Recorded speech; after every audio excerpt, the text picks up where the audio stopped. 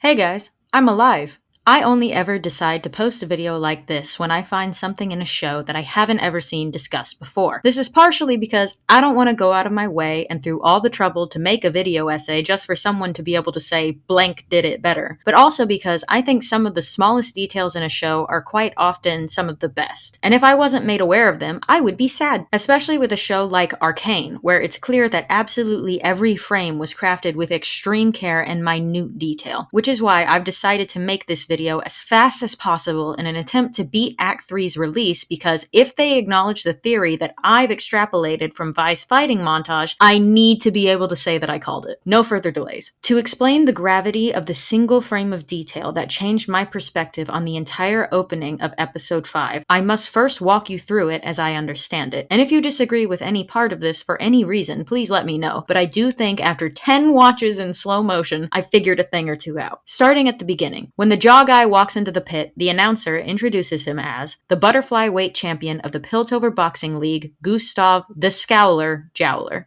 Vi then immediately knocks him out with one punch, the same move she used in episode 3 of season 1, and on first watch, I thought that maybe the reason everyone was so surprised was because this was her debut in the fighting pits. However, on rewatch, I realized that she's already cut to fucking hell and back, and it occurred to me, one doesn't just step into a boxing ring and get a shot at the title. You must first fight your way up. So, this isn't Vi's first fight in the pits, but I do believe it's her first fight of real significance, which is supported by the fact that if you pause on the betting stubs in the crowd, the Scowler is the clear favorite. And I think we all know that if Vi had already been around for a while, that wouldn't be the case. This is also why everyone is so shocked. Vi, the underdog, knocked out the reigning champ with one punch, and the crowd goes fucking wild. So no, this is not her first fight, but it is the beginning of her career as the champion of the pits, and immediately the money starts flowing. Not only that, but Vi stays measured. She's still training, and she's drinking only in celebration with a friend. Then the montage speeds up. The fights begin to flash past in the blink of an eye, and suddenly Vi is now the heavy favorite in all of her fights. She is absolutely kicking ass, and we don't see her take a single punch in this part of the montage. She is maintaining her reign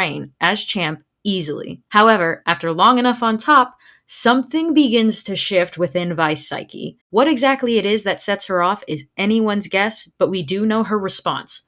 Drinking. For the record, I counted and there are over 30 bottles in her room at this point. She's no longer fighting at peak fitness. She's fighting so hungover she pukes minutes before stepping into the ring, which of course will have consequences, but for now she's still handling herself. The money is still coming in, and her friend, despite clearly being a bit worried, is still around to help carry her home at the end of the night. However, upon seeing her first hallucination of Caitlyn, Vi's last thread snaps. The money goes still, and her pain comes out. She's no longer fighting with technique, but emotion, and based off this shot, she's also doing it completely wasted. Not only that, she's getting angrier and angrier by the second. She's now not only aggressive in fights, but in general. She punches the rando in the club, who is the same guy who cuts his tongue in the bridge fight, which makes it far more forgivable that Vi hits him for making eyes at her, but she also begins shoving her friend around. This is the point where he reaches his limit, and he leaves her to spiral on her own. I don't blame him. She starts passing out in public, comically misses this punch before getting absolutely obliterated by not one,